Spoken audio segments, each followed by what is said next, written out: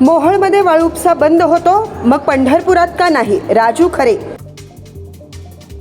2 आमदारांमध्ये पंढरपूरच्या आमसभेत खडाजंगी. बेकायदा वाळू उपसा करणाऱ्यांवर मोक्काची कारवाई करण्याचा ठराव.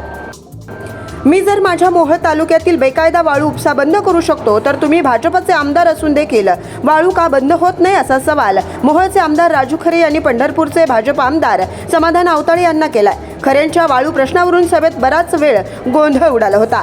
दरम्यान बेकायदा वाळू उपसा करणाऱ्यांवर मोक्काची कारवाई करण्याचा ठराव आमसभेत मंजूर करण्यात आलाय. यावेळी अनेक विषय आमसभेत मांडण्यात आले. काही विषयावरून सभेत खडाजंगीही झाली.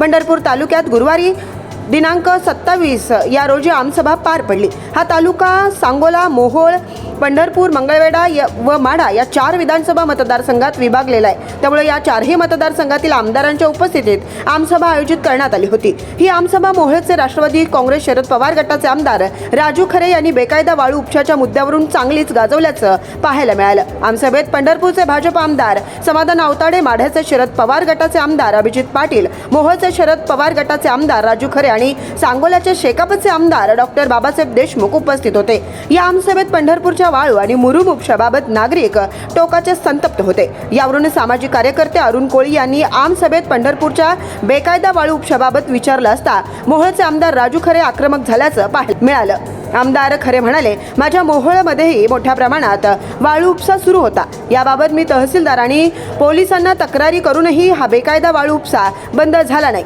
यानंतर आपण या वाळू उपशाचं शूटिंग काढून जिल्हाधिकारी कुमार आशीर्वाद यांना दाखवल्यावर तातडीनं जिल्हाधिकाऱ्यांच्या पथकानं कारवाई करत मोहोळ तालुक्यातील सर्व बेकायदा वाळू व मुरुम उपसा बंद करून दाखवला. त्यामुळे जर मी विरोधी पक्षाचा आमदार असूनही माझ्या मतदारसंघातील बेकायदा वाळू आणि मुरुम उपसा 100% बंद करू शकत असेल, तर पंढरपूरचे आमदार हे सत्ताधारी भाजपचे आहेत. मग त्यांना काय अवघड आहे? त्यांना हे का शक्य होत नाही, असा सवाल राजू खरे यांनी केला आहे.